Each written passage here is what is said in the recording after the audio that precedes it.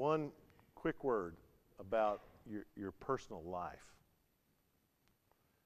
I can't emphasize enough that your life has to be one of integrity. And you have to really, truly walk with the Lord. No amount of sermon preparation will replace your individual personal walk with the Lord. I don't care how well you know the Bible, if you don't really pursue Christ, it's not going to suffice. So I urge you to maintain a private, personal, devotional life, that you're always reading the Bible for you. I try and do to keep my, I'm a little bit weird. I like Hebrew and Greek and those things, and so, I do personal devotions in the languages. I'm not good in Hebrew. My doctorate's actually in Greek, so I'm real comfortable with Greek. But Hebrew's a push for me. So in the past 2 years, I have worked a lot more on my Greek and memorizing the Psalms in Hebrew. Now, this feeds my soul. I'm not telling you to do that. And some guys look at that, they go, yuck, that doesn't appeal to me. That doesn't make everybody feel close to the Lord. But I love it. But it's forced me to meditate on the Scriptures in a completely different way. I've been in the Bible since I was a very, very little boy. And I always try and approach it in some new and fresh way, and that's been doing it for me. You need to make sure that you do that. But even so, you still have to maintain personal purity. Read the Word of God. Pray. Keep a prayer journal. But you need to open your life up. I talked about transparency. My wife has every password to everything on my computers. She can look at my computer. She can look at my browser. She can look at the cache. She can see what I've been looking at. She is welcome at any time. I do my best to hide nothing from her. Listen to me, guys. If you've got your desk set up in a way that the computer screen is against the wall so that you can see your wife or kids or anybody approaching you far off, you've already set yourself up for failure. You need to put that thing turned the other way where somebody could sneak up on you and look over your shoulder without you knowing it. Listen, there's just nothing like accountability to keep you honest. I know my heart. Listen, it is an absolute miracle. A miracle that I've been married for almost 33 years and I've been faithful to my wife. I don't count it anything other than a miracle. I know the wickedness of my heart, and I have the only way that I've in any way succeeded in that, by God's grace, is that my assumption is not to trust myself. So there is,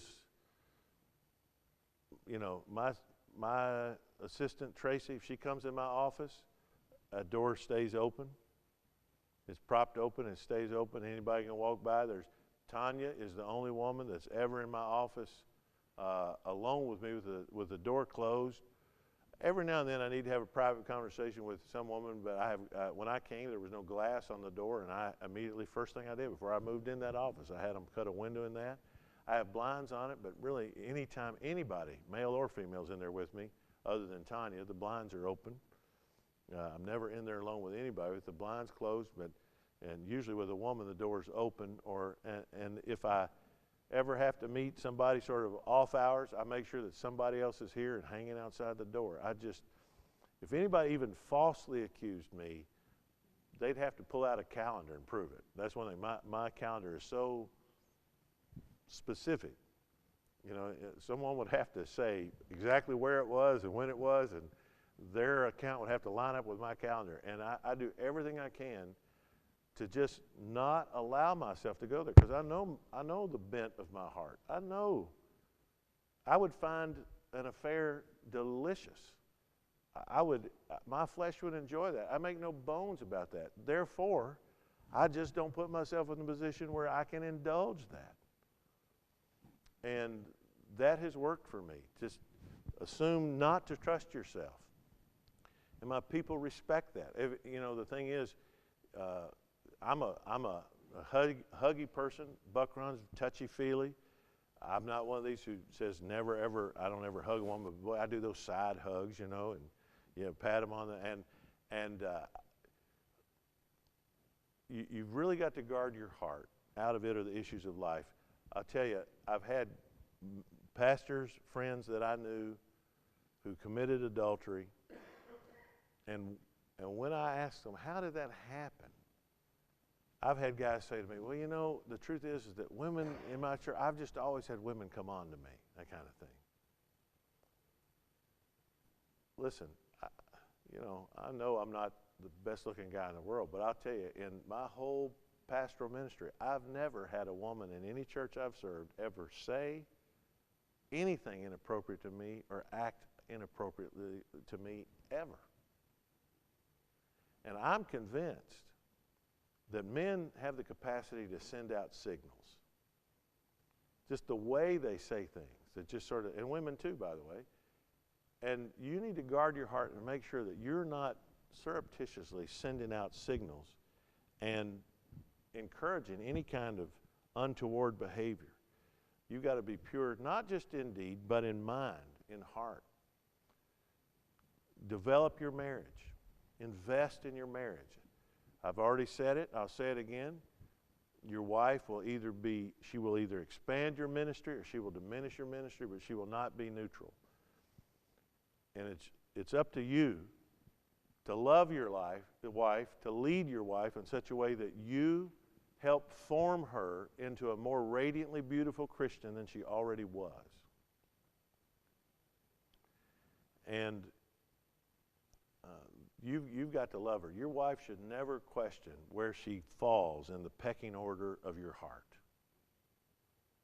Much as I love Buck Run, I love Tanya more. I can get another church. But she's the only Tanya I've got. She's the only wife I want. I desperately need her. She contributes to my success. It's up to me to develop her. And last night, we had Tanya's Sunday school class over to our house, and right after this, I went home to about 24 women in my house, and they were there till late. And I'd already gotten ready for bed, was in bed after these ladies had left, and Tanya, the phone rang, and it was our daughter-in-law who stayed over to help Tanya clean up, and she'd stopped to get gas, and they got her drive a junky old ratty car, and it wouldn't start. And I heard Tanya say, "I'll be right there." And Tanya was going to go give her a jump. And I said, "No, I'll go. You stay here, and I'll go." And I got up and got dressed, and I went and gave Candace a jump so she could get home. As I went out the door, Tanya said, "You sure are a good father-in-law." I looked at Tanya, I said, "That may be, but I'm not doing this as a good father-in-law. I'm doing this as a good husband." I'm glad to bless Candace, but the reason I went was to keep Tanya from going. Didn't want her to have to do that. And man, boy, of course, that melted her. She appreciated that. I like to say things like that to her. Encourage her. Develop your marriage, because it is the number one teaching tool you have about marriage in the church. I can't tell you the kind of credibility that I have on the home because of my marriage. One of the things that was said Sunday in the celebration of my anniversary here, Adam, my associate pastor, said, "We love the way we see your marriage." Well, I hope so. It's one of the greatest sermons you'll ever preach is your marriage. Invest in your marriage. You can't invest in a church so much that your marriage flags and wanes. You've got to invest in it. Same thing with your children, parenting them. Incorporate them into your ministry. Take them along with you. I took Michael and Seth on visits, and today both of them are in the ministry. They don't resent ministry. They never felt excluded by ministry. They felt included in that. I've taken them on mission trips. I've taken them really everywhere that I've done. Everything I've done, I took them along with me. and God will use that. I'm going to put up on the website, and I will be happy to send any of you. Highview Baptist Church, when Kevin Ezo was pastor there, developed a 10 commandments for staff members. Just a list of do's and don'ts, expectations and requirements for their staff members to keep them out of trouble. Listen, I can't emphasize it enough. Your walk with the Lord is going to be revealed in the way you treat your wife and your children more than anything else. The Bible makes this priority evident when it says that only those that rule their houses well are qualified to serve the church. And you've got to invest there. Be pure, walk with God, be accountable to other men whom you trust, and seek to be Christ-like in every relationship you have. The returns are fantastic.